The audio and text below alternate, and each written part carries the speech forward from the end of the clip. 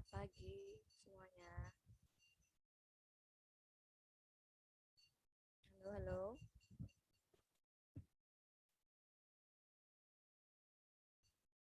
Halo, suara saya terdengar nggak ya ini ya? Terdengar Ibu, tapi kecil banget. Kecil. Oke.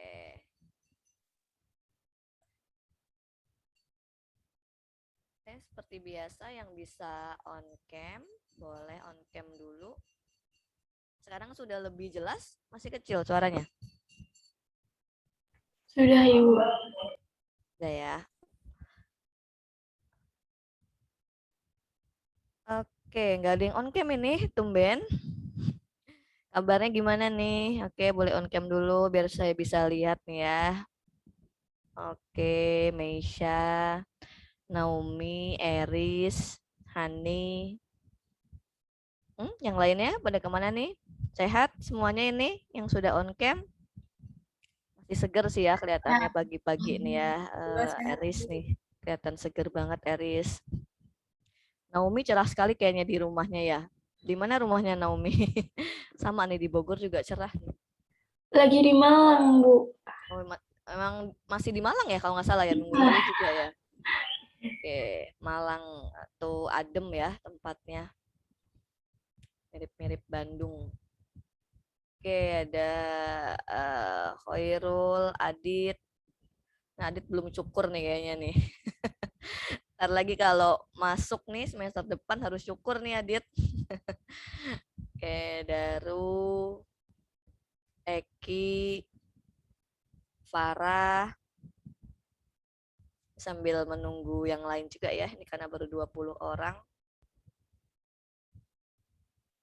Saya juga udah mulai on tadi dari jam 7, beres rapat tepat jam 8. Makanya tadi saya baru joinnya jam 8. Kayaknya kalian tuh baru bisa masuk setelah saya join ya atau gimana? Iya betul. Oh, pantesan kok tiap saya join langsung ngebrudul masuk semua. Ternyata berarti nanti saya setting ulang ya biar tidak harus menunggu. Oke, ini udah pertemuan ke-7 ya. Nggak kerasa nih pertemuan 7 berarti sudah setengah semester ya kita bersama walaupun secara virtual.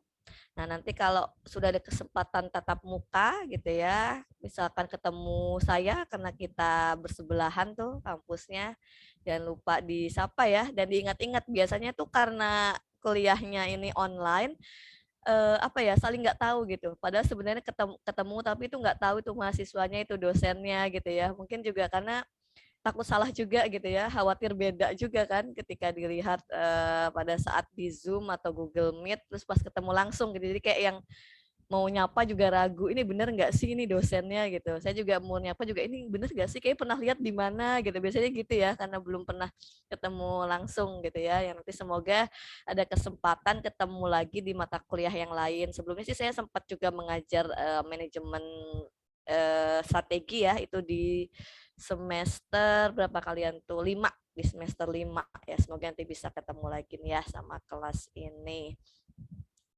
Oke, sebelumnya ada yang mau cerita-cerita dulu nih sebelum kita mulai materi ya buat pemanasan dulu. Gimana hari ini masih full juga sampai sore? Halo, halo.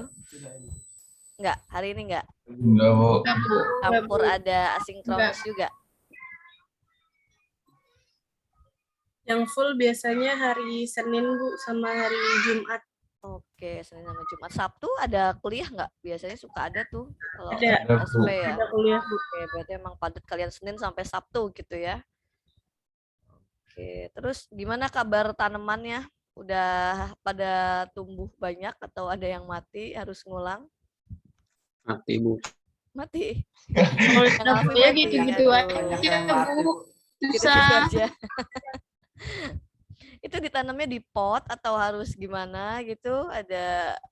Ada ketentuannya gitu nggak harus berapa luas ininya gitu?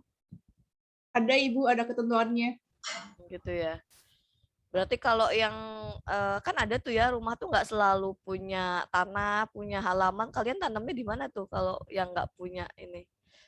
Biasanya kalau yang Pakai di kota-kota media besar. polybag aja sih, Bu. Oh, boleh Polybag ya, Bu pakai atau enggak Iya Bu, pot. polybag Bu. pakai polybag. Oke, terus itu yang mati gimana tuh? Harus ngulang lagi dari awal? Nanti gimana ngaruh ke penilaian berarti ya? Ya nggak berhasil. Siapa tadi tuh yang mati? Sebagian. Hanya saya Bu. Ya, yang Hani itu gimana? Ngulang lagi? Nggak ngulang sih Bu, yang tetap hidup dipindahin ke pot lagi biar tumbuh lagi Bu. Gitu. Heeh. Oke, jadi macam-macam nanti ya tanamannya. Lumayan juga kan ya sebenarnya buat tambahan hiasan di rumah gitu ya. Oke, terus apa lagi ya? Saya pengen tahu nih apa ya yang dirasakan teman-teman semua nih selama perkuliahan online ini.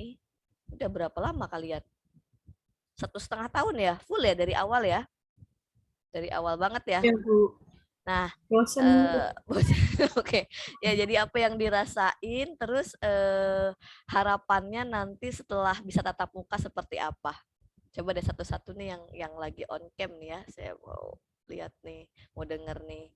Kalau di saya mulai urutnya itu Meisa nih paling pertama di saya fotonya, Ya gambarnya. Bu. Kalau saya selama di rumah bosen sih pertama, terus tapi senang juga karena masih dekat sama keluarga, jadinya nggak jauh. Di mana Meisa itu aslinya? Di Bekasi sih, Oh, Bekasi ya. dekat. Jadi Terus, belum harus ngekos lah ya gitu ya. Ya kan kalau ngekos nggak bisa sesering setiap hari ketemu sama keluarga gitu. Harapannya biar cepet-cepet offline aja. Oke. Bayangannya gimana nih nanti setelah karena kan belum pernah ngerasain ini namanya kuliah tatap muka tuh kayak gimana. Nah, pengennya tuh gimana? Pengennya kayak anak kuliahan sih Bu, yang Belum saya berasa tahu. ya. Iya belum Berarti sama tahu. ini belum berasa anak kuliahan ya. Oke. Sedih juga sih saya dengernya ya ampun. Oke ya, semoga segera ini ya terwujud dan semoga sesuai dengan harapan Meisha gitu ya. Biasanya kan udah ada ekspektasi tuh gimana bayangannya, itu semoga sesuai ya Meisha. Kemudian Naomi, gimana Naomi?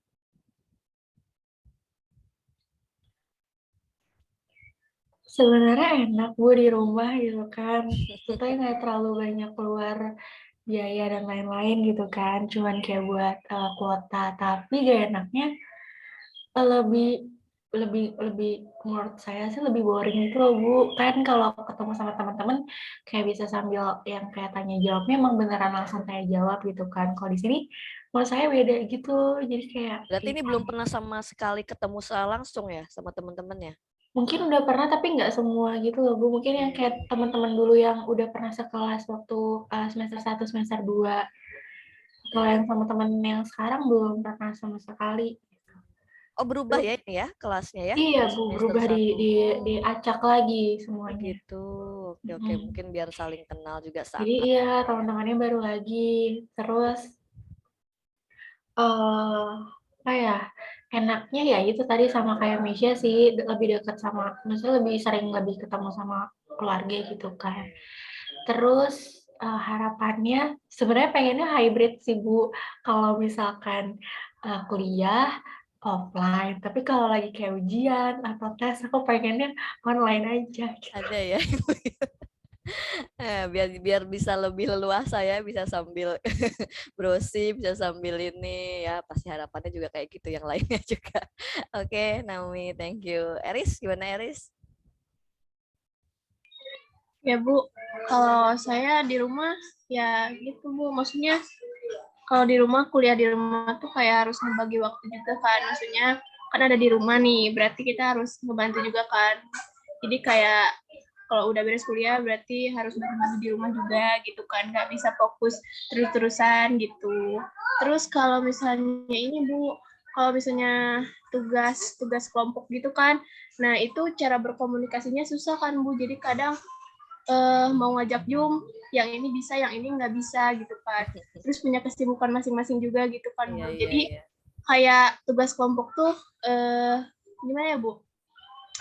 Nggak bener-bener dikerjain bareng-bareng gitu loh Bu. Itu sih kalau misalnya kalau misalnya sukanya enak nggak keluar biaya gitu kan Bu, makan udah ada di rumah, terus nggak ngekos juga gitu. Tapi ya itu Bu. Terus kalau harapannya ya semoga cepet-cepet offline tuh praktikumnya ya Bu, biar bisa dikerjain bareng-bareng juga. Terus kalau melihat tugas-tugas itu bisa sharing langsung gitu kan Bu, kalau misalnya offline gitu sih Bu. Iya, benar sih ya, terutama buat vokasi itu kerasa banget kalau pas praktikum ya. Biasa kita langsung gitu kan praktek, apalagi untuk yang butuh lab gitu ya. Kayak kalian nanam-nanam kan itu aneh ya sendirian di rumah, padahal kan Ya Bu, harusnya itu beneran. bareng-bareng gitu kan padahal disediakan juga ada lahannya gitu kan. Nah, sekarang bagus banget, saya sempet tuh kayak wisata gratis aja tuh sekarang vokasi itu bagus banget, rapih penataannya, banyak objek-objek baru juga, pasti nanti bikin kalian betah sih gitu. Dan ya bener ya, tugas kelompok saya juga sudah ini sih, sudah mengira gitu ya, pasti hanya ada beberapa gitu kan, karena tadi sulit menyesuaikan waktu. Kalau ketemu langsung kan beres kelas langsung tarik aja gitu kan, ayo kerja kelompok dulu gitu kan. Nah ya itulah ya suka dukanya. Oke, makasih sharingnya Eris. Oke, Hani gimana Hani? Kalau menurut saya sih gak beda jauh kan Bu sama teman-teman. Kalau di rumah itu masih bisa deket sama keluarga juga, pengeluarannya sedikit. Kesulitannya sih kalau menurut saya tuh Bu, emang kayak lapangan prakteknya itu yang sulit di rumah. Kalau sendiri-sendiri kayak kita tuh butuh dosen yang membimbing gitu kan Bu. Kemudian kayak menurut saya tuh kayak diskusinya juga sulit juga Bu, komunikasinya. Kayak seharusnya bisa dikerjakan kelompok, jadinya susah juga. Tuh, kalau menurut saya sih Bu. Oke, makasih Hani. Next, Khairul, apa dipanggilnya Choi kalau nggak salah ya? Saya ingat di awal-awal. Ya Choi ya. Iya Ibu, benar. Oke, gimana? Oke, kalau saya rasakan sendiri sih ada kayak nyaman nggak nyamannya gitu Ibu, kayak nyaman nggak nyamannya dan negatifnya, positif negatifnya juga sih. Ini kalau dilihat dari segi nyamannya tadi seperti yang dibilang teman-teman, kita lebih banyak waktu itu untuk keluarga dan juga lebih banyak waktu untuk masyarakat sekitar di rumah juga. Terus mungkin nggak nyamannya itu kita dilihat dari dari materi-materi yang diberikan online maupun offline itu kan kita lebih nangkepnya itu offline Bu. Soalnya kan kita berinteraksi langsung sama dosen, sama teman-teman yang lain gitu. Jadi kalau misalnya emang bingung itu langsung bisa langsung ditanyakan gitu Bu. Ini gimana sih caranya, langsung bisa dari secara langsung. Tapi kalau online gini kan kayak terbatas juga Bu, terbatas mau nanya juga mungkin lewat telepon atau lewat chat aja kan, yang materi yang disampaikan itu belum meskipun lewat Zoom juga materi yang disampaikan itu belum terlalu bisa diresapi dengan baik gitu. Kalau nyaman antara nyaman nggak nyamannya sih Bu. Kalau yang saya hadapin sih sebenarnya saya pengen offline Bu, pengen offline atau hybrid lah, paling nggak hybrid. Cuman saya juga ada takut juga sih Bu, kalian mendekati cita-cita dari cutting kalau misal offline itu lebih susah juga untuk nyari nilai dan lain sebagainya gitu. Agak terakhirnya di situ sih, lebih ketat juga untuk kuliahnya gitu. Kan kalau misal online ini lebih kayak fleksibel Bu ya. Kita langsung join lewat Zoom sambil di mana gitu. Kalau di online kan harus tepat waktu. Kalau misalnya nggak tepat waktu kan nggak boleh masuk takutnya dan lain sebagainya gitu. Itu sih Bu kalau yang dari saya. Ya, nah itu ya. Jadi pasti juga muncul kekhawatiran selama ini udah nyaman online tuh malah nantinya bisa jadi nggak mau offline gitu ya. Karena tadi ya, apalagi memang terkenal kalau sekolah vokasi itu disiplin tuh nomor 1 ya.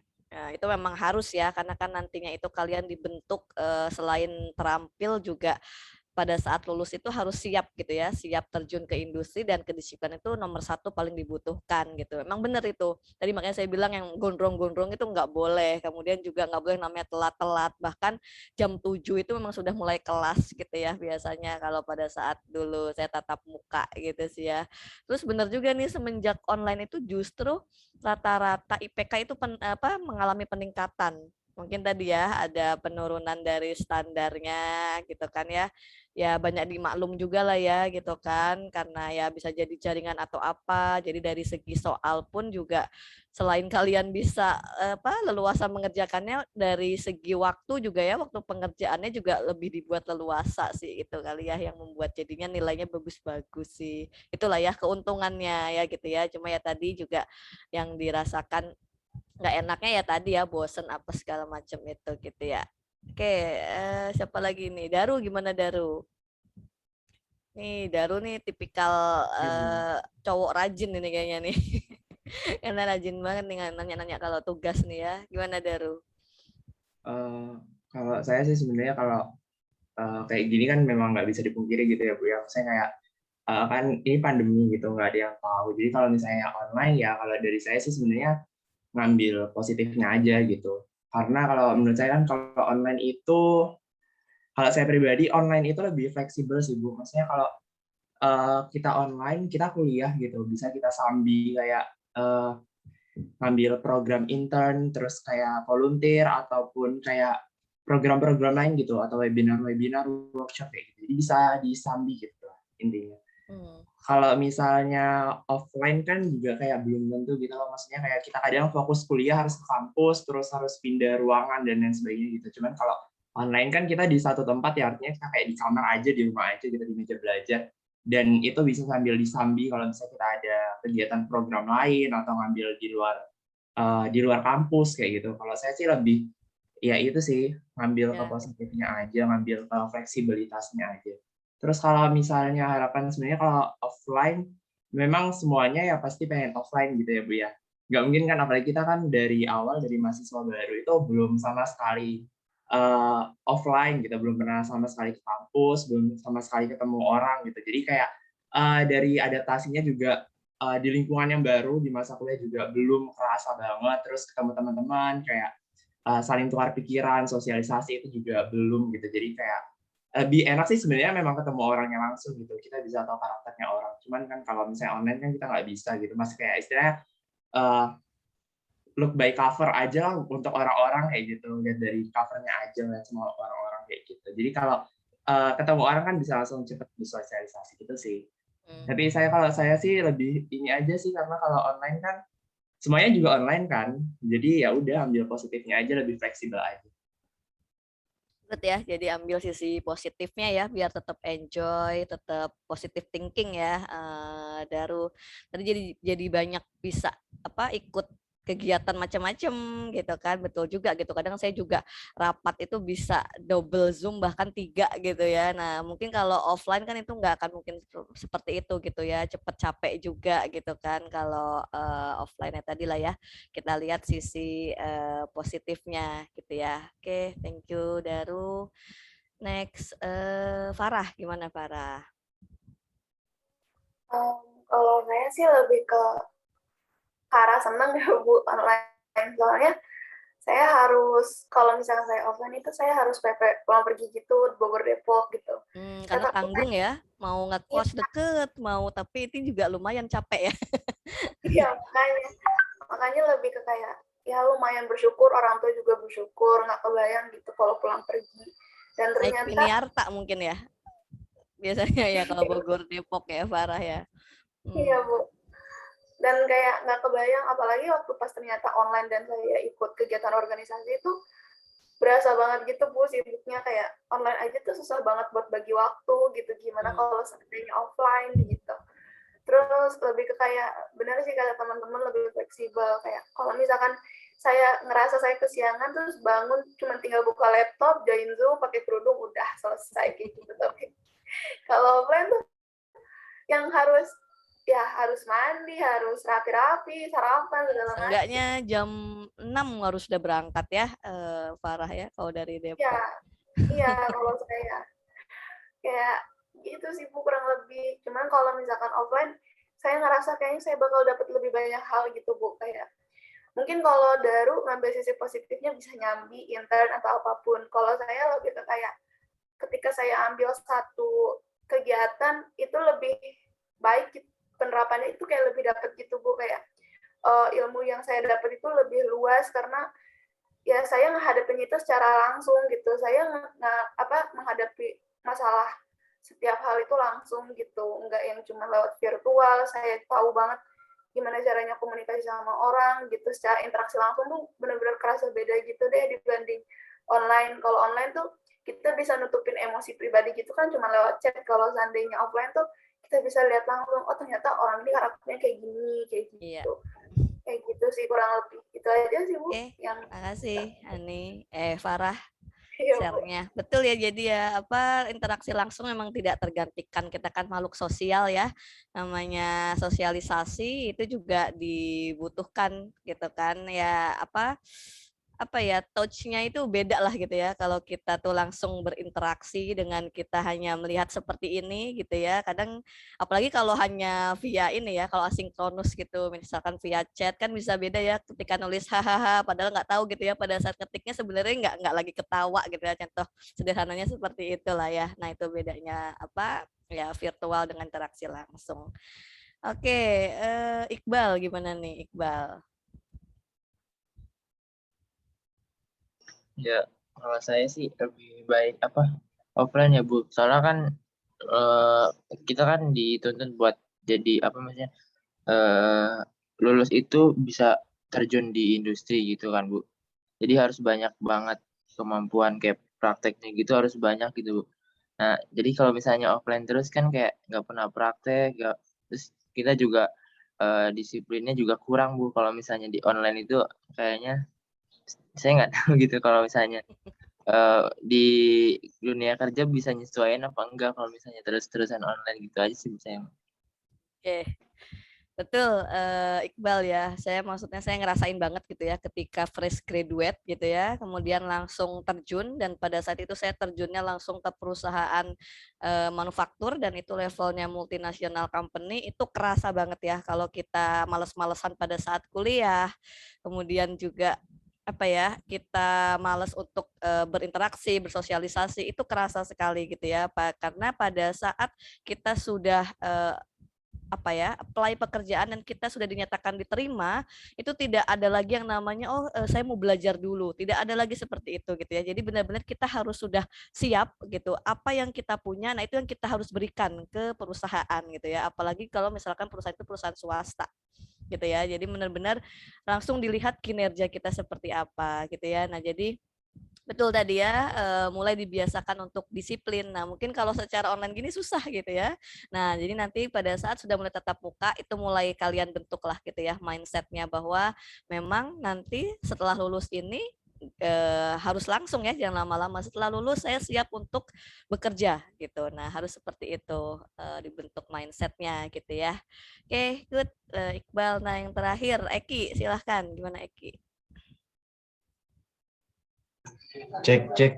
Oke, jelas Eki. Oke, kalau dari saya sih Bu, ya pasti harapannya sama ya sama teman-teman yang lain. Dimana mungkin kita bisa ngerasain yang namanya kuliah offline karena ya kita tahu sendirilah mungkin kita dari semester 1 bahkan dari mulai MPKMB ya itu udah online gitu. Jadi emang belum pernah yang merasakannya belajar secara offline gitu. Tapi mungkin bagi beberapa mahasiswa yang mungkin sudah di Bogor atau mungkin udah pernah ke Bogor, mungkin sudah pernah berinteraksi langsung lah dengan beberapa temannya, khususnya di program studi MAB sendiri gitu. Kalau kesannya sih ya yang pertama udah lelah sebenarnya untuk berhadapan dengan laptop ya. Kalau misalkan hanya sekedar laporan atau apa ngerjain masih masih batas wajar lah. Cuma kan kalau misalkan kadang apalagi yang seharian kita di depan laptop itu kayak ngerasa jenuh, kadang mata lelah, badan juga walaupun hanya duduk gitu di depan laptop, tapi itu kesannya emang benar-benar kayak lelah aja gitu. Beda dengan lelahnya yang emang kayak kita offline mungkin yang nantinya kalau misalkan ganti mata kuliah harus lari-lari dan lain-lain, itu beda gitu kesannya dan rasanya bakal beda gitu. Yang pasti udah lelah lah dengan online harus berhadapan dengan laptop. Bahkan ada juga yang teman saya yang bahkan minusnya nambah lah, atau mungkin yang tadinya nggak minus jadi minus lah gitu kan, gara-gara online ini gitu harus berhadapan dengan laptop, di mana kuliah yang full dari pagi sampai sore atau bahkan ada yang sampai malam, ditambah harus ngerjain tugas pula gitu di laptop juga. Wah itu ya jadi salah satu PR juga sih gitu kitanya, dan mungkin dosen juga merasakan hal itu sih menurut saya. Mungkin itu sih Bu. Oke, thank you, Eki, bener ya itu realistis sekali. Betul Eki, saya juga lelah gitu ya, di depan laptop itu apa ya, betul tadi capeknya tuh beda ya. Saya lebih memilih capek seharian ngajar secara langsung gitu ya, itu kerasa beda gitu ya energi yang keluarnya. Tapi ketika di depan hanya di depan laptop itu duduk gitu ya, duduk, seharian gitu kan, nah, itu juga lebih lelah kena ke mentalnya gitu lah ya, juga ke psikologisnya gitu kan ya, karena tadi itu lagi gitu, apa ya, tidak ada aktivitas lain yang dikerjakan gitu ya, hanya di depan laptop melihat gitu kan. Nah itu memang benar-benar ini ya sih sangat melelahkan ya. Jadi ya semoga ya tadi apa ya segera normal kembali lah gitu ya. Nah tadi saya dengar juga dari teman-teman semua macam-macam ya yang dirasakan gitu kan, kesan-kesannya dan juga harapannya, dan itu juga menunjukkan ya ternyata teman-teman di sini tadi dari skill komunikasinya bagus-bagus gitu ya. Nah itu seenggaknya menjadi modal ya nanti pada saat ketika sudah lulus. Nah itu kan karena di ujung akhirnya ketika seseorang diterima bekerja itu wawancara gitu ya. Nah itu, jadi dari tadi dilatih ya, makanya tadi ikutlah UKM, ikutlah organisasi, ikutlah kegiatan apapun yang positif tadi, salah satunya gitu ya, untuk meningkatkan soft skill, salah satunya itu soft skill komunikasi. Karena yang namanya pada saat melamar kerja, yang kita untuk menjual apa yang kita punya dengan cara tadi ya, komunikasi kita bisa meyakinkannya itu seperti apa gitu ya. Oke, jadi walaupun ya sekarang kondisinya masih seperti ini, kita syukuri gitu ya, kita syukuri, kita ambil positifnya tadi ya, karena tadi yang utama itu kita harus tetap menjaga mental kita sehat gitu ya. Itu nantinya itu akan berpengaruh kepada kesehatan fisik gitu ya. Terima kasih sharingnya teman-teman. Kita bisa lanjutkan ya ke materi. Nah ini sebelum menjelang UTS ya nggak banyak lah yang akan saya sampaikan. Oke, seperti biasa kita bahas dulu untuk latihan soal pertemuan sebelumnya. Oke, Evita masih error nggak ya? Semalam saya cek itu masih error. Ada yang apa? Belum upload, belum submit di Evita? Udah Bu. Udah di-upload, Bu. Udah semuanya ya di kelas ini ya. Oke, baik Ya, Bud, Bu. karena Terus tadi yang kelas pagi Vieta bisa dibuka lagi, Bu. Semalam nggak bisa bisa, ya. tapi tadi pagi bisa, Bu. Oke, berarti tidak ada masalah ya. Karena saya sempat sampaikan kalau misalkan memang kemarin sampai jam 4 itu masih ada kendala, silahkan boleh dikirim via WA group gitu ya. Tapi kalau kalau saya lihat sih kelas ini nggak ada, berarti nggak ada masalah ya. Oke, kita lanjutkan. Nah ini kemarin cuma satu ya, cuma satu soal.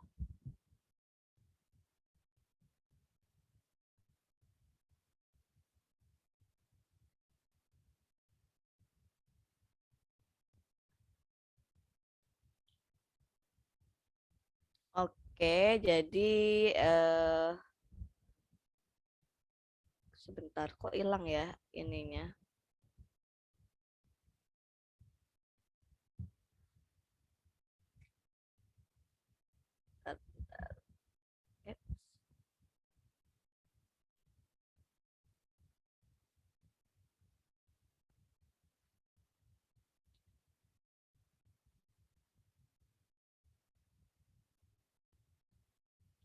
Nah, jadi ini hanya ada satu soal ya. Melakukan produksi ya, satu perusahaan melakukan produksi berdasarkan pesanan ya, karena sebelumnya bahasanya tentang harga pokok pesanan.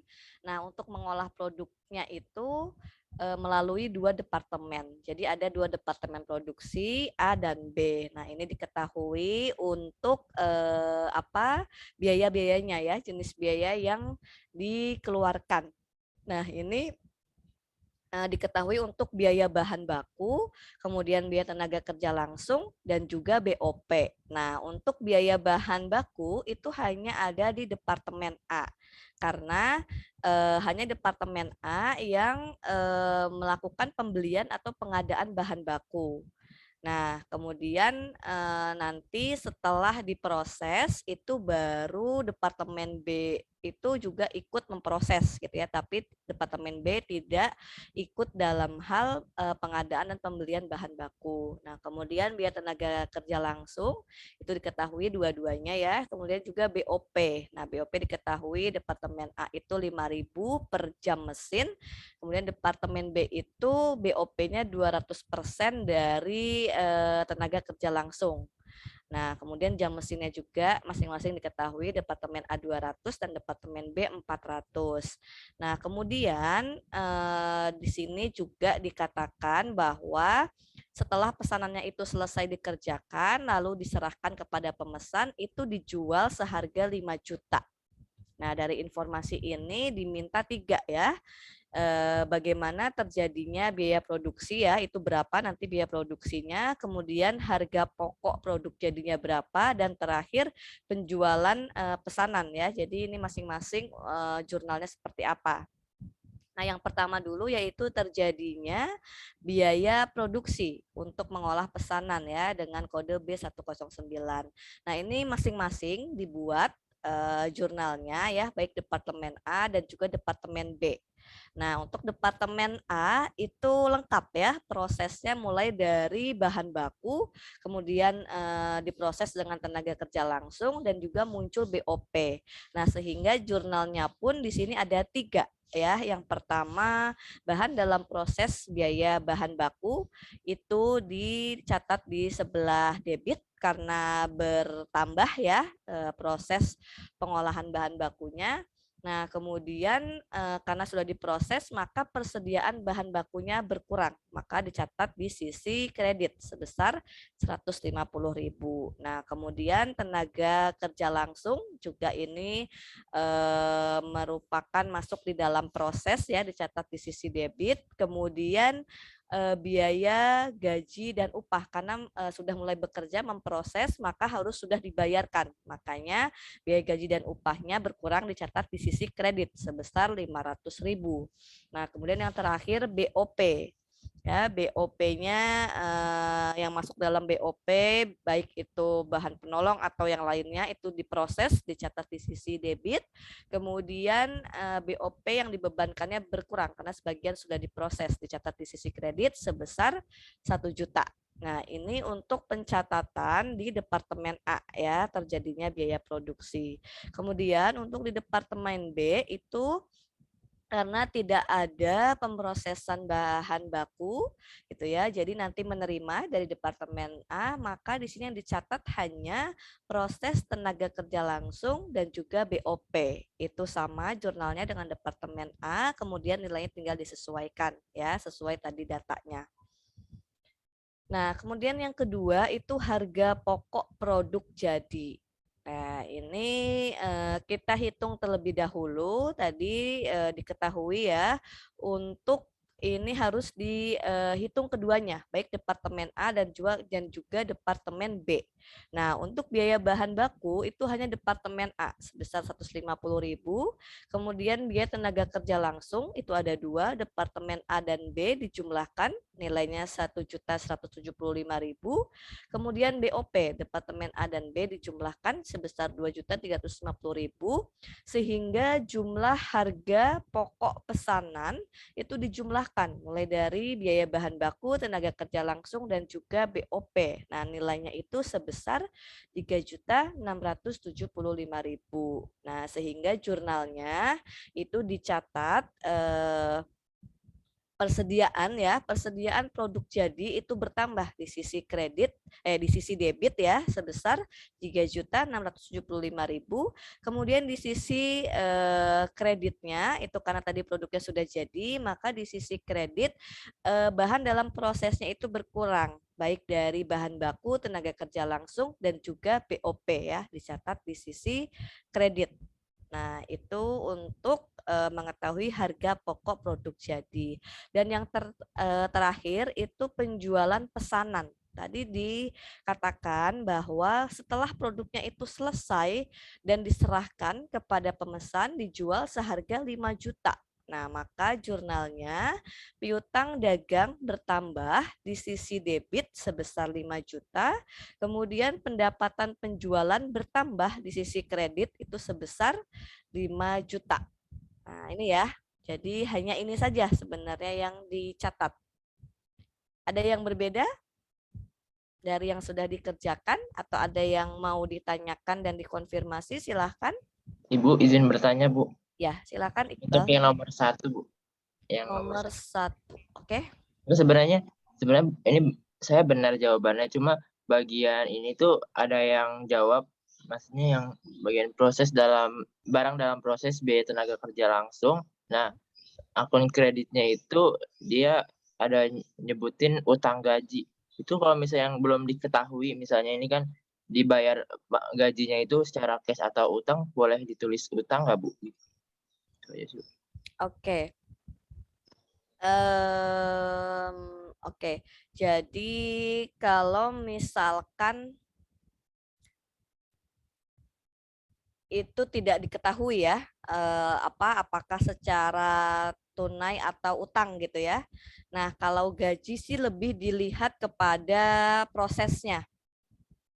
Gitu ya. Misalkan kalau misalkan belum selesai gitu ya, belum selesai si produk tersebut, nah itu bisa dikatakan masih utang.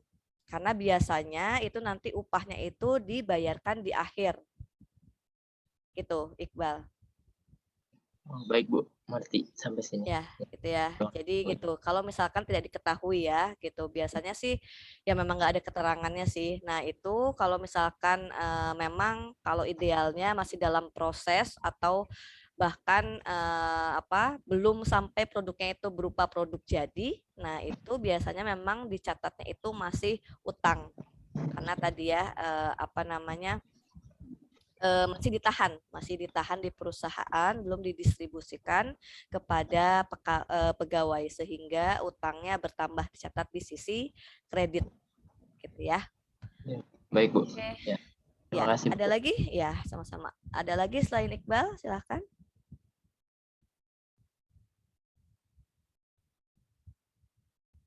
Oke, kalau misalkan tidak ada ya, semoga bisa dipahami. Ini untuk jawaban latihan soal pertemuan 6. Nah, kita lanjutkan ke materi yang baru, pertemuan 7.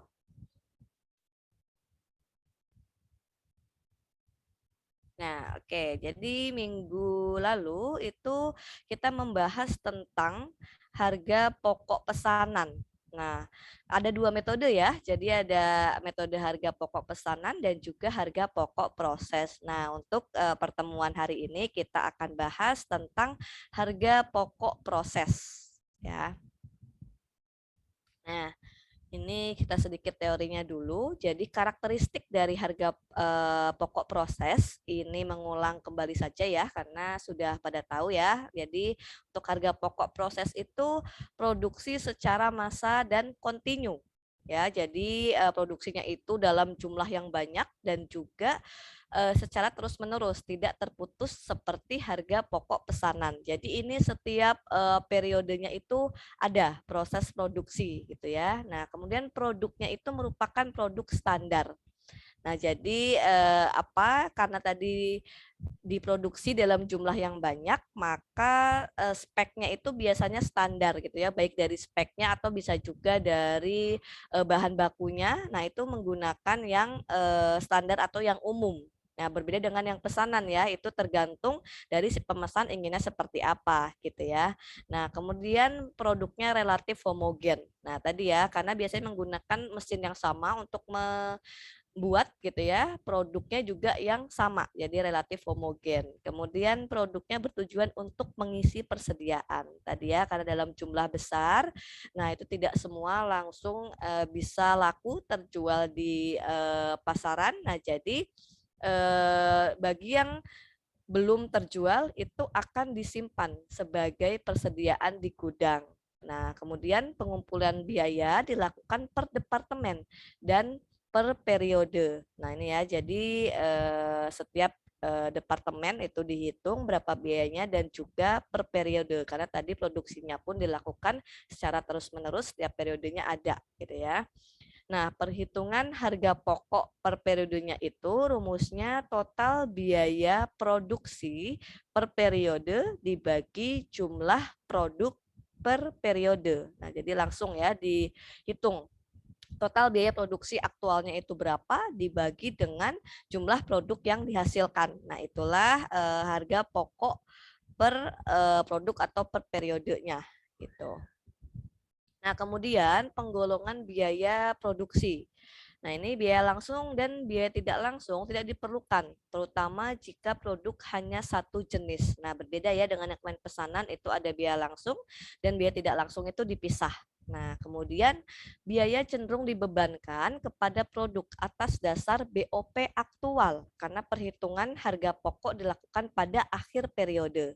Nah, ini kebalikannya dengan yang pesanan kemarin. Kalau yang pesanan kemarin itu BOP-nya berdasarkan tarif ya. Jadi dihitung dulu di awal agar bisa menentukan ya harga per pesanannya itu berapa. Nah, kalau ini karena terus-menerus produksinya gitu ya, jadi ada terus. Nah, itu BOP-nya dihitung berdasarkan yang sesungguhnya dikeluarkan itu berapa atau aktualnya.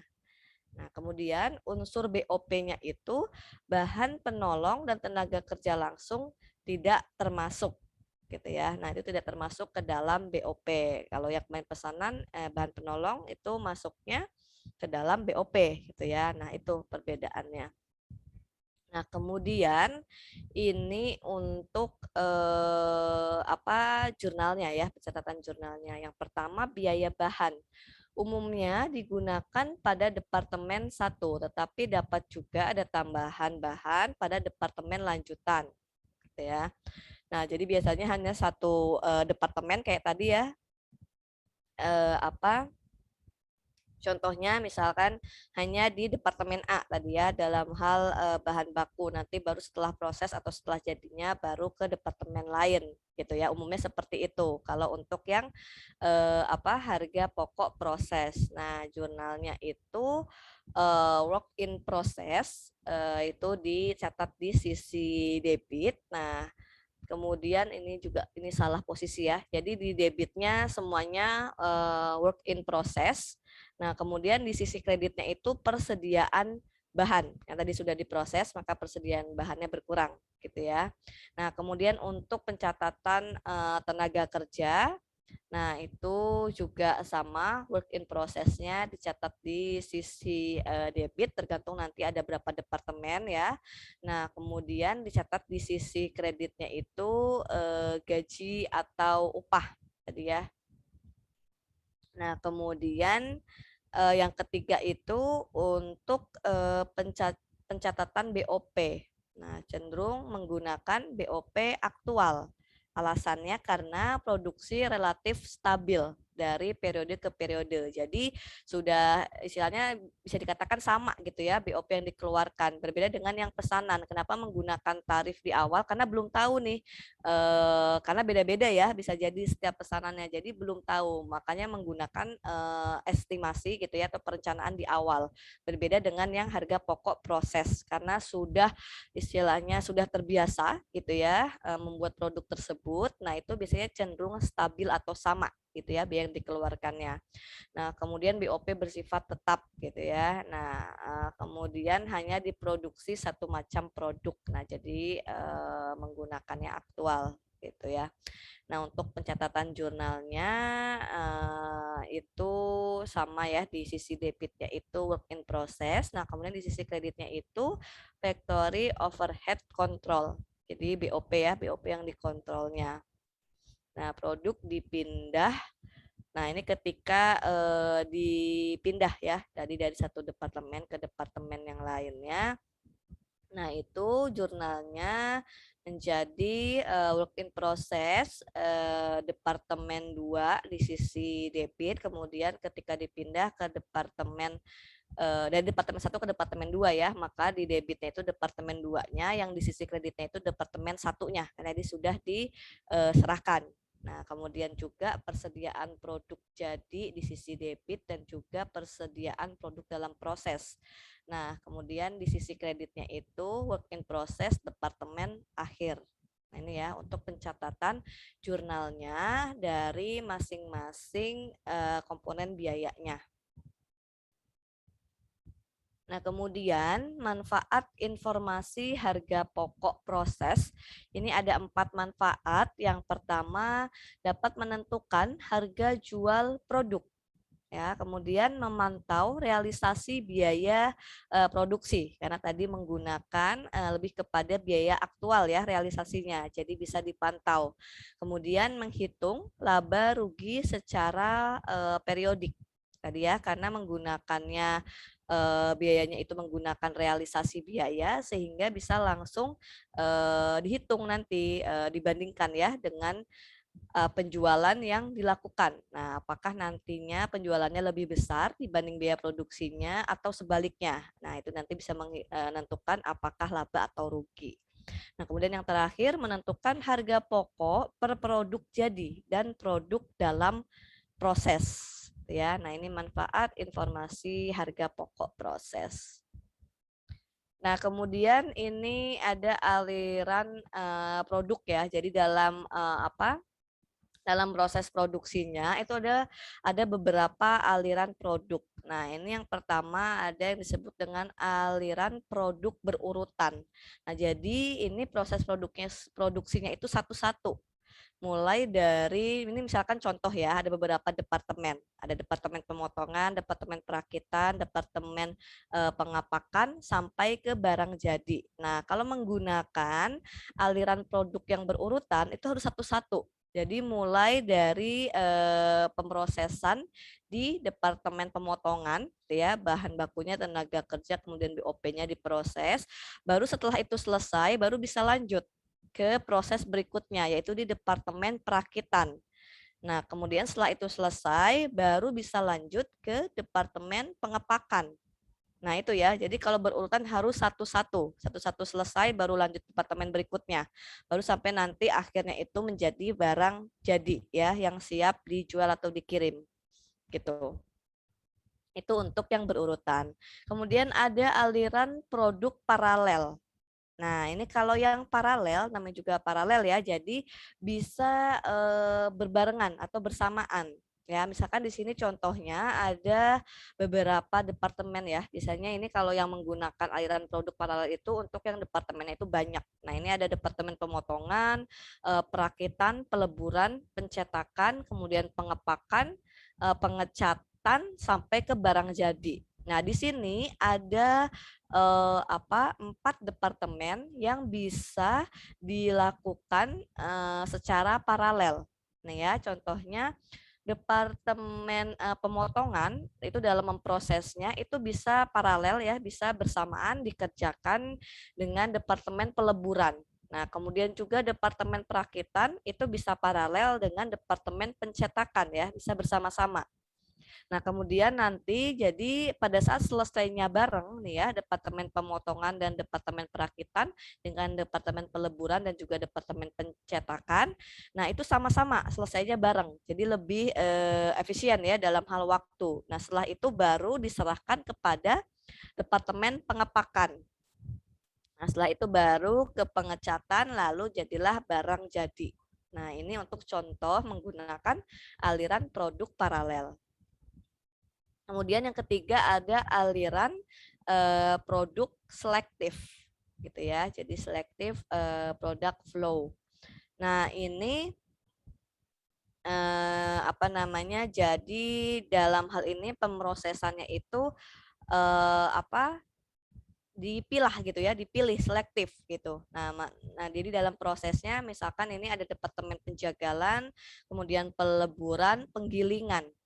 Nah, dari proses setiap departemen ini nanti dipilih ya, dipilih secara selektif, misalkan mana yang lolos gitu ya, yang lolos dari setiap departemen yang bagus gitu, yang tidak ada kerusakan atau kecacatan ya, misalkan di departemen penjagalan, peleburan dan penggilingan. Nah, setelah sudah dipilih secara selektif, baru nanti bisa diproses ke lebih akhir lagi, yaitu pengepakan gitu ya. Jadi kalau sudah oke si produknya baru bisa dikemas, dipak gitu ya, menjadi nantinya itu barang yang sudah siap, barang jadi dikirim kepada customer.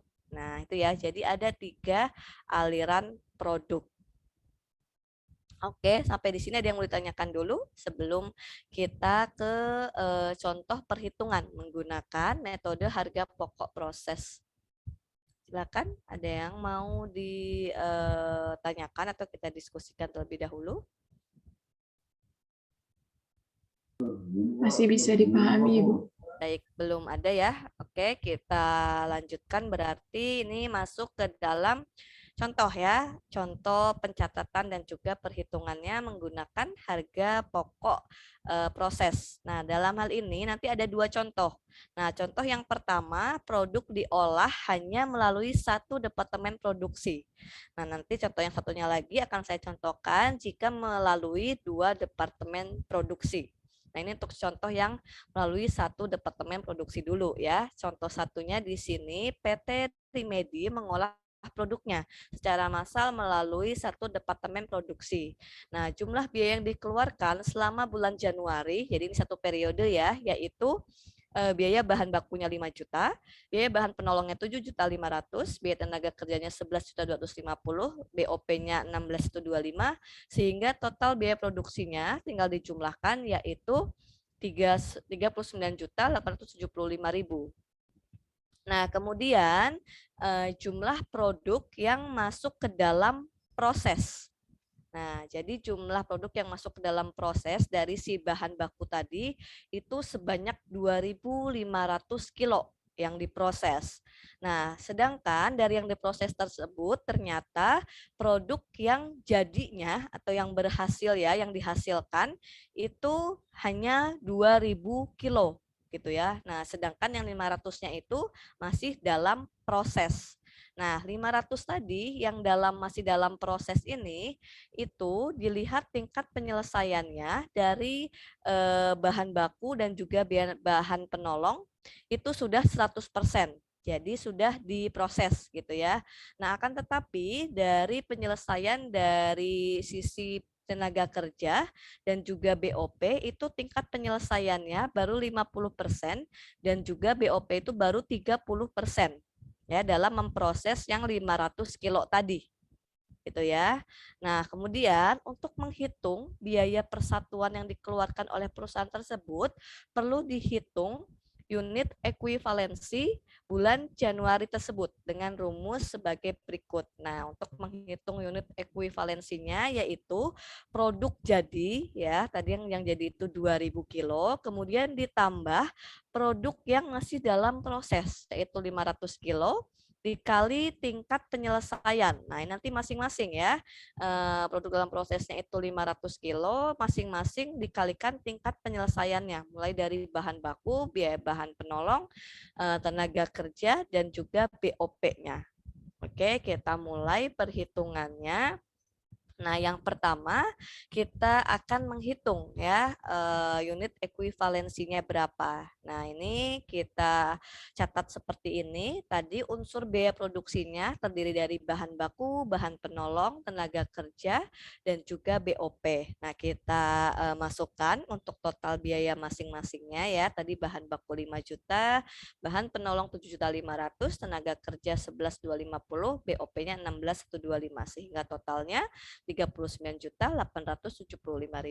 Nah, kemudian kita hitung masing-masing untuk unit ekuivalensinya, yaitu tadi rumusnya ya dari produk yang sudah jadi yaitu sebanyak 2.000 kilo ditambah yang produk masih dalam proses ya, yaitu tadi sebanyak 500 kilo, kemudian dikalikan masing-masing tingkat penyelesaiannya. Nah, tadi diketahui ya di soal untuk bahan baku tingkat penyelesaiannya 100%, kemudian bahan penolong 100% juga, tenaga kerja 50% dan BOP-nya 30%, sehingga didapat unit ekuivalensi untuk bahan baku nilainya 2.500, bahan penolong juga 2.500, kemudian tenaga kerja 2.250 dan BOP 2.150.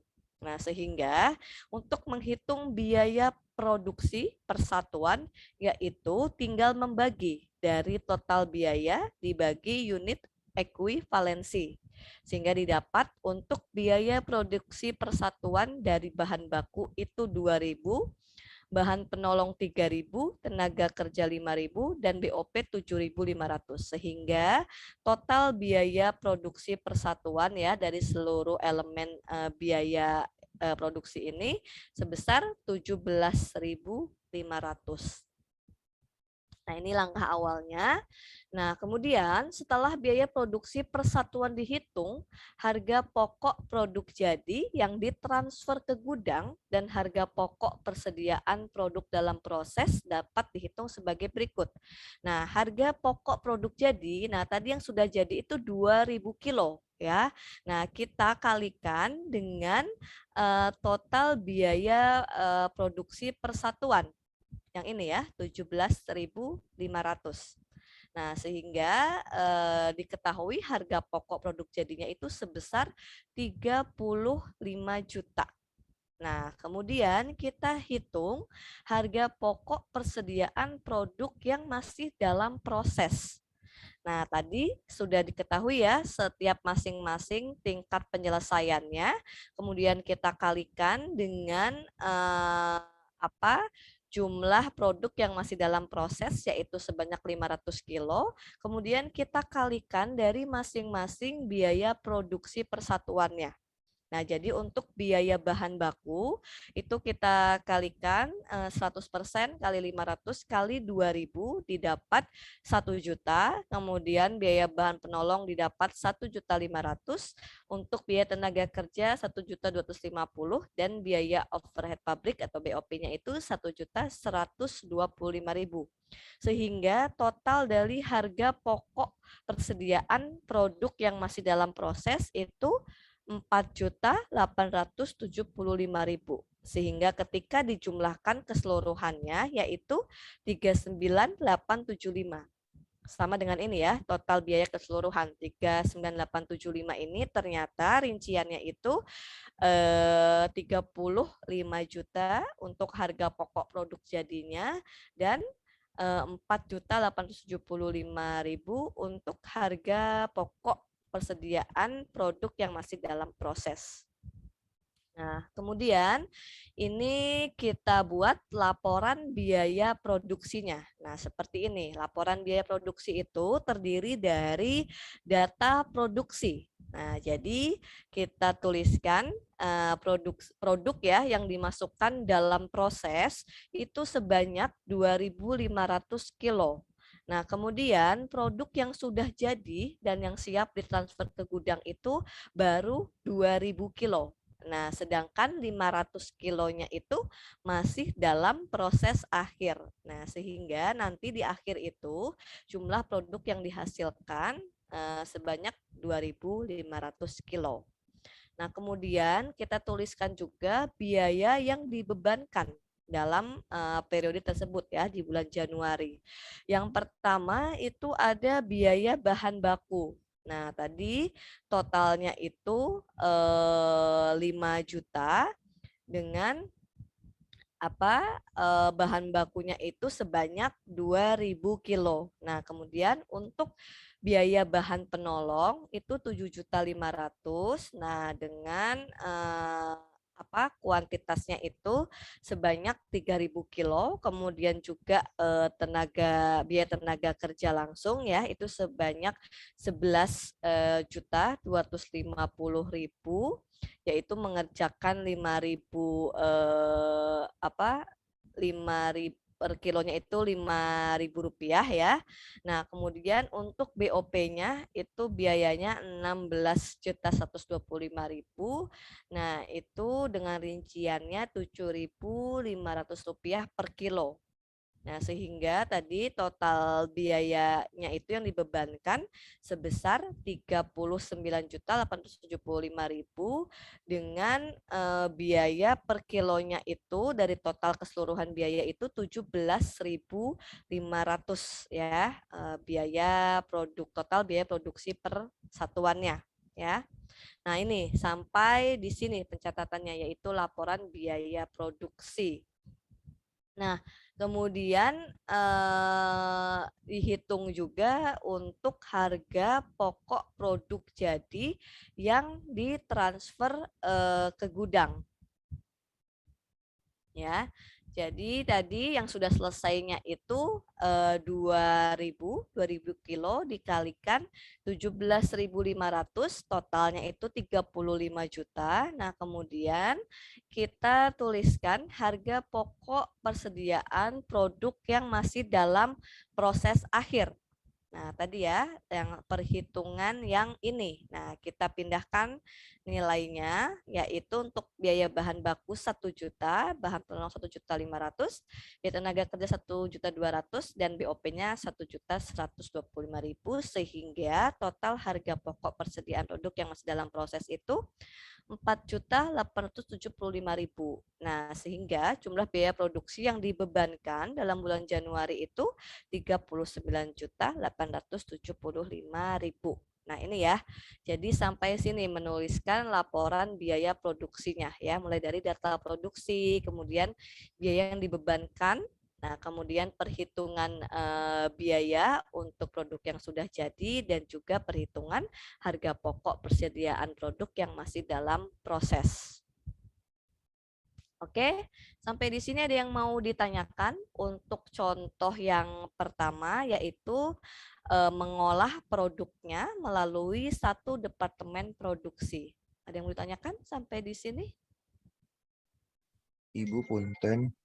Iya. Itu Selim, ya silakan. Yang dalam perhitungan biayanya itu kali itu emang harus ditulis add gitu ya Bu, atau penulisannya emang kayak gitu tuh gimana Bu? Yang mana? Ini? Ya yang tadi yang mana? Di slide. Nah ini itu add ya. Oke. Ini enggak sih. Ini hanya ini aja ya, apa namanya, bisa dituliskan kali. Ini juga menerangkan, yang penting menerangkan bahwa hitungan persatuannya itu 17.500 biaya produksi persatuannya. Nah, kalau mau menuliskan tulisannya kali itu juga nggak masalah. Malah sebenarnya lebih betul seperti itu ya, betul Salim. Jadi lebih baik dituliskan kali saja.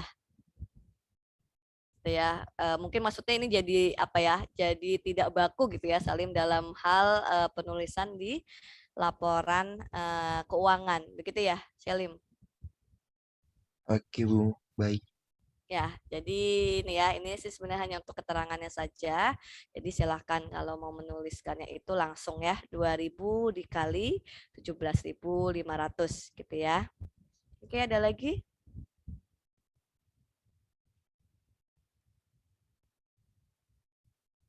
Oke, ini lebih baik saya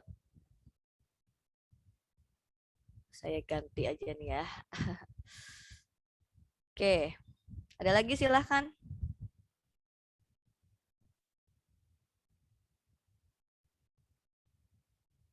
Bisa dipahami tadi ya dalam hal urutan pencatatannya? Bisa Ibu. Baik, kalau bisa kita lanjutkan ya. Nah, ini untuk contoh yang kedua. Nah, di sini PT Eliona memiliki 2 departemen produksi. Nah, kalau tadi 1 departemen produksi ya, kalau yang ini 2 departemen produksi, yaitu departemen A dan departemen B untuk menghasilkan produknya. Nah, data produksi dan biaya kedua departemen dapat dilihat di sebelahnya ini. Nah, jadi tadi departemen A dan departemen B. Nah, departemen A itu mulai dari awal ya, mulai dari awal pemrosesan bahan baku itu dilakukan di departemen A. Nah, sedangkan nanti ketika produk tersebut sudah selesai, nah itu baru ditransfer ke departemen B. sebelum ke gudang ya. Jadi sebelum ke gudang itu ke departemen B dulu gitu ya. Mungkin nanti ada tambahan atau seperti apa, namanya keterangannya seperti itu. Baru nanti setelah dari departemen B baru ke gudang. Nah, jadi kalau departemen A itu benar-benar dari awal gitu ya pemrosesannya. Nah, kemudian departemen B itu untuk barang yang setengah jadinya gitu lah ya, setengah jadinya. Nah, nanti baru setelah itu barang jadinya ditransfer ke gudang. Gambarannya seperti itu gitu ya. Nah, sehingga ini untuk datanya di departemen A itu produk yang dimasukkan dalam proses itu sebanyak 35.000 kilo. Nah, kemudian untuk produk yang baru selesainya kemudian ditransfer ke departemen B itu baru 30.000 ya, sehingga 5.000-nya itu masuk ke dalam produk dalam proses akhir. Nah, ya. Nah, itu. Kemudian untuk yang departemen B itu produk selesai ditransfer ke gudang itu ternyata hanya 24.000 ya, dari 30.000 itu ternyata yang bisa ditransfer ke gudang hanya 24.000-nya, sehingga 6.000-nya di departemen B itu juga masih dalam proses. Ya, nah jadi kedua departemen ini masih sama-sama memiliki produk yang dalam proses. Kalau tadi departemen A yang dari awal 35.000 yang harusnya selesai ditransfer ke departemen B, ternyata yang baru selesai itu 30.000 sehingga masih dalam proses 5.000. Nah, kemudian tadi yang 30.000 itu diserahkan ke departemen B, harusnya dari departemen B itu ditransfer ke gudang sebanyak 30.000. Nah, ternyata yang baru selesai itu 24.000 yang siap ditransfer ke gudang. Sisanya 6.000 juga itu masih dalam proses. Nah, ini ya untuk informasi awal. Nah, kemudian biaya yang dikeluarkan oleh masing-masing departemen. Untuk departemen A itu ada biaya bahan baku 70.000, tenaga kerjanya 155.000 dan BOP-nya 248.000. Nah, sedangkan untuk departemen B karena dia tidak melakukan pengolahan dari mulai bahan baku, nah di sini hanya ada biaya tenaga kerja 270.000 dan juga BOP 405.000. Nah, kemudian di sini diketahui tingkat penyelesaian produk dalam proses akhirnya, baik masing-masing departemen ya, ini diketahui. Untuk departemen A itu tingkat penyelesaian di bahan baku 100% ya, jadi sudah bahan bakunya sudah diproses semua. Nah, sedangkan untuk tenaga kerja itu baru 20% tingkat penyelesaiannya dan BOP-nya 20%. Sedangkan untuk departemen B itu baik tenaga kerja dan juga BOP tingkat penyelesaiannya masing-masing 50%. Nah, ini ya diperhatikan untuk data awalnya. Nah, kemudian kita mulai masuk ke perhitungan harga pokok produksi departemen A. Nah, jadi masing-masing kita hitungnya. Ini yang pertama untuk departemen A dulu. Gitu ya. Nah, ini seperti biasa ya, tadi sama. Jadi untuk menghitung biaya produksi yang dikeluarkan oleh departemen A itu perlu dihitung dulu unit ekuivalensinya tiap unsur biaya dari departemen produksi A. Nah ya, nah ini kita tuliskan tadi unsur biaya produksinya itu apa saja, yaitu ada bahan baku, tenaga kerja, dan BOP, kemudian total biayanya. Ini juga kita masukkan totalnya 473.000, kemudian kita hitung unit ekuivalensinya. Nah, rumusnya kan dari produk yang jadi ya, untuk departemen A tadi 30.000, kemudian ditambah tingkat penyelesaian dikali produk yang masih dalam proses. Tadi yang masih dalam proses itu 5.000 ya untuk departemen A. Nah, sehingga tinggal dikalikan tingkat penyelesaiannya masing-masing dari setiap unsur biaya produksi. Sehingga didapat untuk bahan baku itu unit ekuivalensinya itu 35.000, tenaga kerja 31.000 dan BOP itu 31.000 ya kilo ya. Nah, kemudian untuk mengetahui biaya produksi persatuan tinggal dibagi total biaya dibagi unit ekuivalensinya. Untuk bahan baku itu didapat Rp2, tenaga kerja Rp5, dan BOP Rp8. Sehingga total biaya produksi persatuan itu Rp15. Ya. Nah, setelah itu, setelah biaya produksi persatuan dihitung sama dengan yang tadi ya. Nah, kemudian hitung harga pokok produk selesai yang ditransfer ke Departemen B. Nah, tadi yang sudah jadi dan selesai ditransfer ke Departemen B itu sebanyak 30.000 kilo. Kemudian dikali total biaya produksi persatuannya Rp15. Sehingga didapat harga pokok produk jadi yang ditransfer ke Departemen B itu 450.000. Nah, kemudian dihitung juga untuk harga pokok persediaan produk dalam proses akhir. Nah, tadi ya dihitung berdasarkan tingkat penyelesaiannya, kemudian jumlah produk yang masih dalam prosesnya yaitu 5.000 kilo dikalikan dari masing-masing biaya produksi persatuannya. Ya, jadi untuk biaya bahan baku didapat 10.000, biaya bahan penolong 5.000, dan biaya tenaga kerja 8.000. Sehingga total harga pokok persediaan produk yang masih dalam proses itu 23.000. Sehingga jumlah biaya produksi dari Departemen A itu 473.000. Ya. Nah, setelah itu baru kita catat di laporan, kita buat ya laporan biaya produksi untuk Departemen A. Nah, ini yang pertama tadi data produksinya. Nah, dimasukkan produk yang dimasukkan dalam proses itu 35.000 kilo. Ya, kemudian produk yang sudah jadi dan ditransfer ke Departemen B itu baru 30.000 dan sisanya 5.000 itu masih dalam proses sehingga nantinya di akhir jumlah produk yang dihasilkan sebanyak 35.000 kilo. Nah, kemudian kita catat biaya yang dibebankan. Nah, untuk biaya bahan baku tadi 70.000, kemudian biaya produksi per kilonya itu untuk bahan baku itu Rp2, kemudian untuk biaya tenaga kerja itu totalnya 155.000, untuk biaya satuannya itu Rp5 per kilo, dan untuk BOP itu biayanya 248.000 dan untuk biaya satuan per kilonya itu Rp8, sehingga jumlah atau total biaya yang dibebankan itu 473.000 dan juga biaya total biaya produksi persatuannya itu Rp15. Nah, kemudian lanjutan dari laporan biayanya itu ini ya perhitungan biaya. Oke, ini saya rubah juga ya.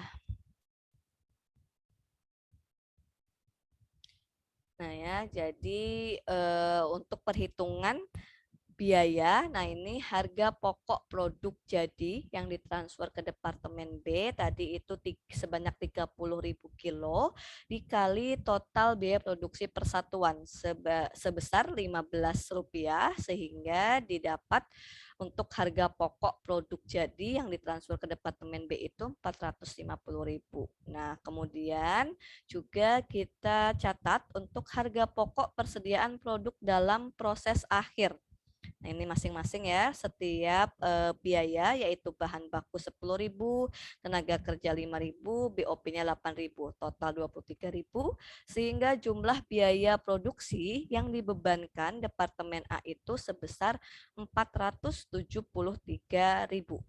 Oke, itu tadi untuk yang Departemen A ya, sudah selesai dicatatnya seperti itu sampai membuat laporan biaya produksi. Kemudian kita lanjut ke perhitungan harga pokok produksi Departemen B. Ya.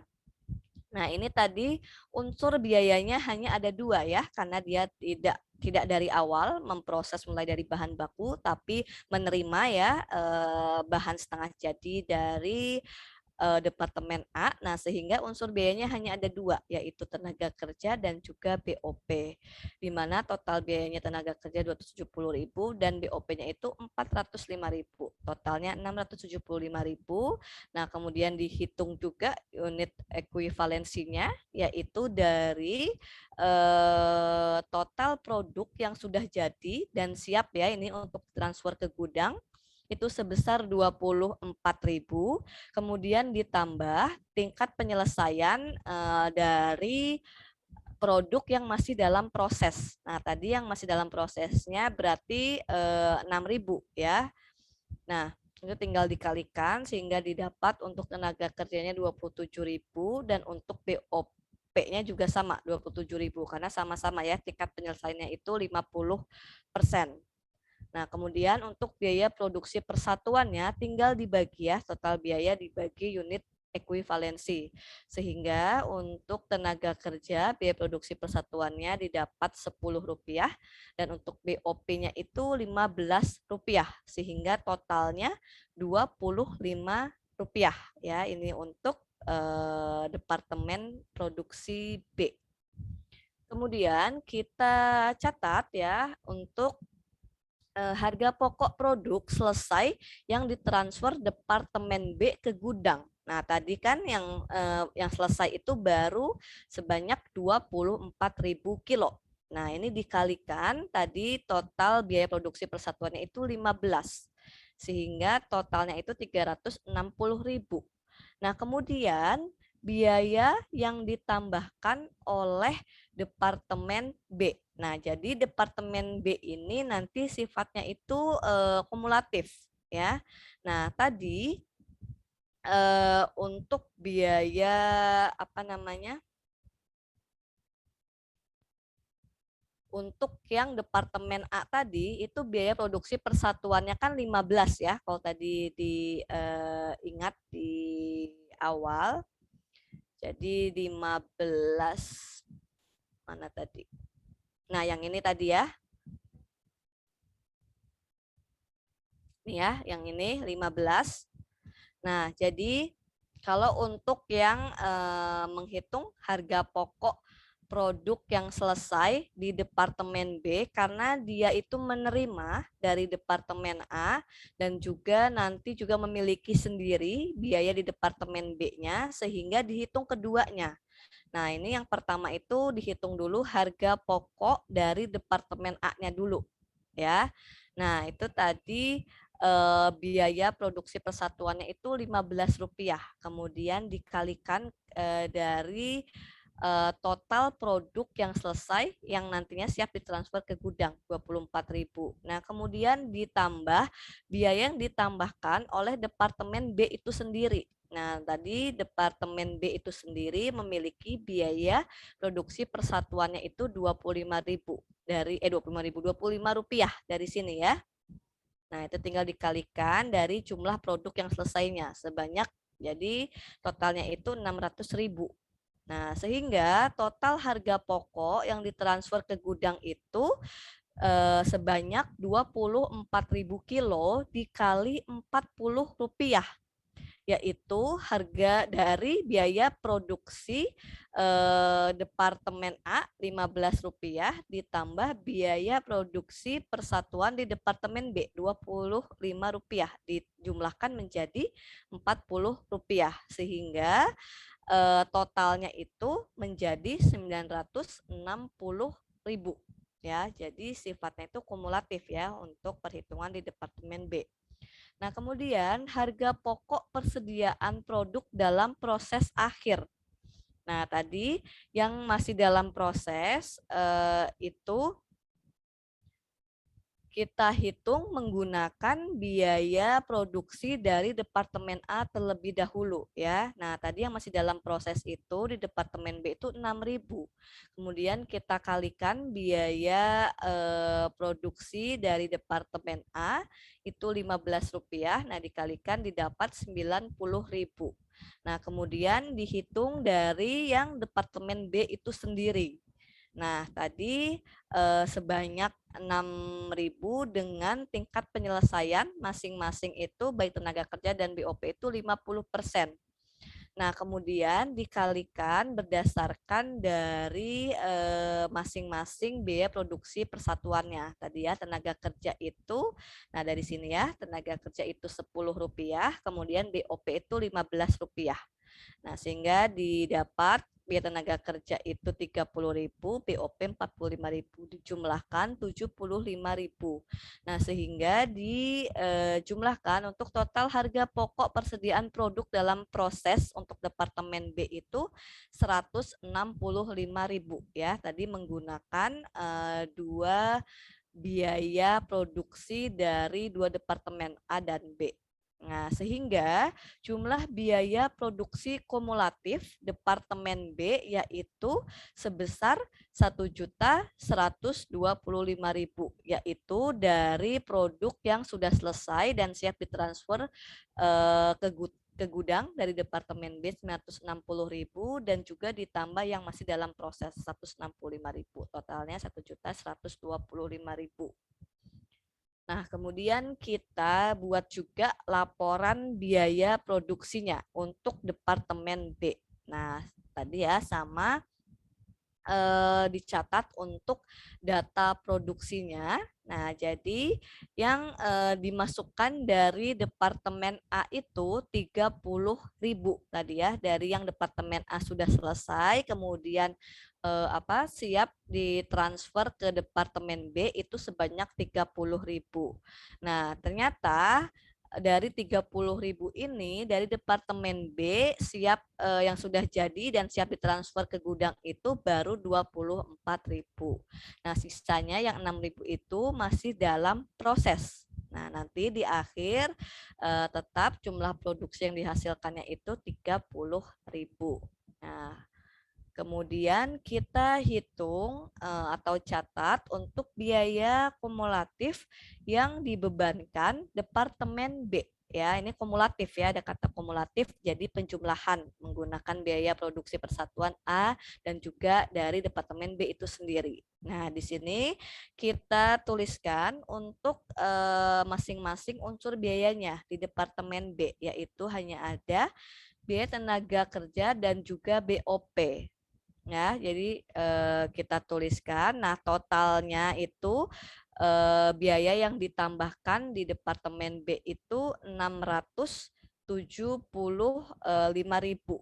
Nah, kemudian juga untuk biaya persatuannya tadi tenaga kerja Rp10, BOP-nya Rp15, total 25.000. Nah, kemudian tadi karena ini yang dicatat itu sifatnya kumulatif, nah tadi ada tambahan ya dari yang Departemen A. Nah, dari Departemen A itu berarti ini tinggal dikurangi saja ya dari 1.125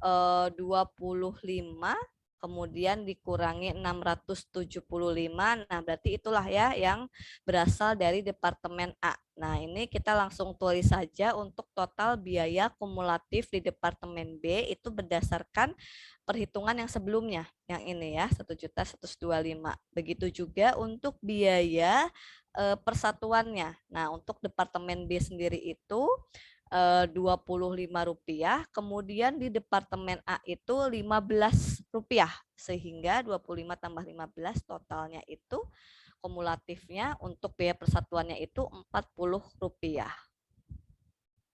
Nah, kemudian untuk perhitungan biayanya, nah, untuk harga pokok produk jadi yang ditransfer ke gudang. Nah, ini ya, jadi tadi ada 24.000 ya dari Departemen B yang siap ditransfer ke gudang dan itu merupakan kumulatif ya yang awalnya itu berasal dari Departemen A, sehingga kita kalikannya itu biaya persatuannya juga menggunakan biaya persatuan yang kumulatif, yaitu Departemen A Rp15 dan Departemen B Rp25, totalnya Rp40 ya, dikalikan didapat 960.000. Nah, begitu juga untuk yang harga pokok persediaan produk yang masih dalam proses. Nah, tadi harga pokok dari departemen A itu biaya total biaya produksi persatuannya itu Rp15 dikalikan jumlah produk yang masih dalam prosesnya itu 6.000 kilo sehingga didapat 90.000, kemudian ditambahkan dari jumlah produk yang masih dalam proses di departemen B itu sendiri, ya, yaitu tadi sesuai dengan tingkat penyelesaiannya yaitu biaya tenaga kerja 30.000 dan BOP 45.000, sehingga ketika dijumlahkan secara kumulatif yaitu untuk harga pokok persediaan produk yang masih dalam proses itu 165.000, sehingga jumlah biaya produksi kumulatif yang dibebankan departemen B itu sebesar 1.125.000. Baik, sudah selesai untuk bahasannya. Ada yang mau ditanyakan? Untuk pengolahan produk menggunakan 2 departemen produksi. Silakan kalau ada yang mau ditanyakan atau dikonfirmasi, silakan.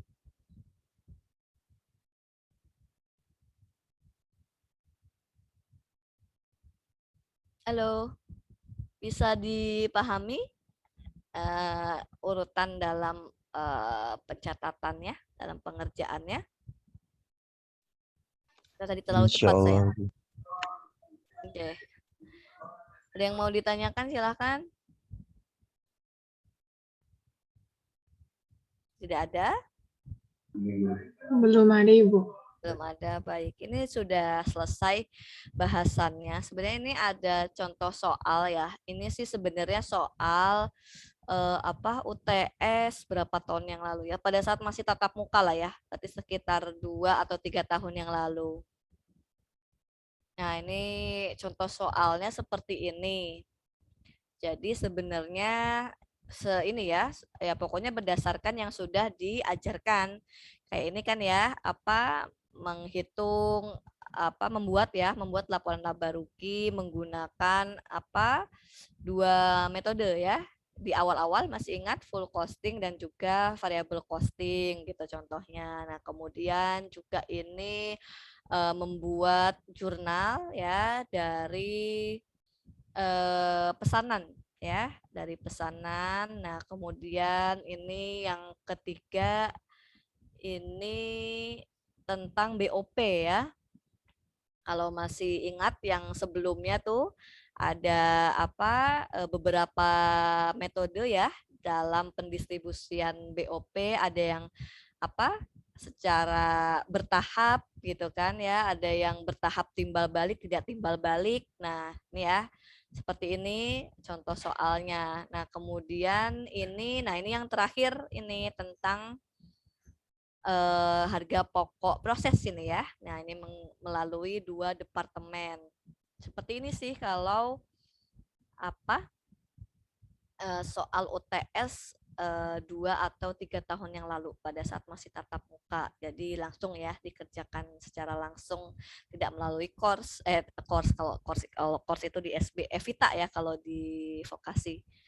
Nah, nanti ini aja ya. Ini tidak perlu seperti biasa, tidak perlu dikumpulkan. Jadi silakan ini masing-masing sebagai bahan latihan saja ya, sebagai bahan belajar untuk UTS. Silahkan dikerjakan ya, tidak perlu dikumpulkan. Nah, jadi untuk pertemuan kali ini bebas dari latihan soal. Ya, jadi biar teman-teman semua bisa fokus belajar untuk persiapan UTS saja. Oke ya? Begitu, sudah cukup jelas ya. Nanti ya seperti biasa saya share ya untuk materi yang tadi untuk latihan soalnya ada di dalamnya. Silahkan nanti teman-teman semua berlatih ya. Karena saya juga belum tahu nanti bentuk soalnya seperti apa, keputusan dari koordinatornya. Ini kalian kuliahnya dengan siapa dosennya?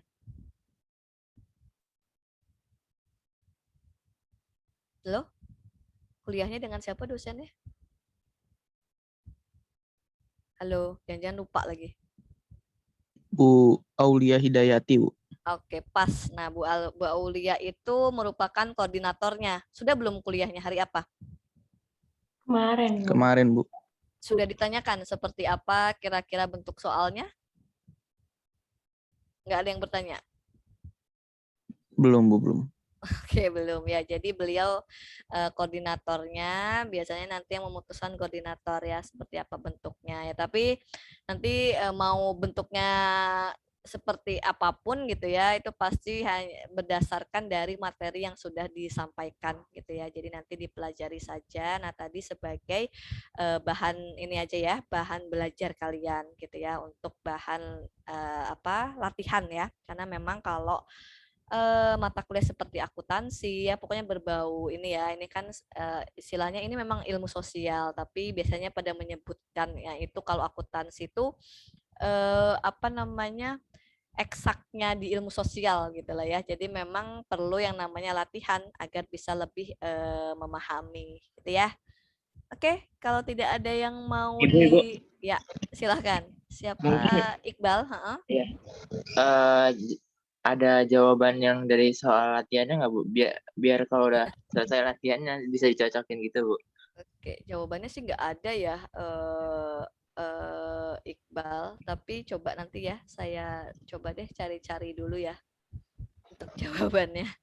Oke, pokoknya kalian coba kerjakan dulu saja ya. Nanti kalau misalkan ada yang bingung, perlu kita diskusikan, boleh didiskusikan di WA grup kita ya. Baik, Bu. Oke, kalau misalkan tidak ada lagi, bisa kita akhiri ya pertemuan hari ini. Tetap jaga kesehatan semuanya ya menjelang UTS gitu ya. Semoga semuanya sehat, juga diberi kelancaran dan juga hasilnya sesuai yang diharapkan ya. Tetap semangat, tetap jaga kesehatan mentalnya juga ya, tetap bahagia semuanya.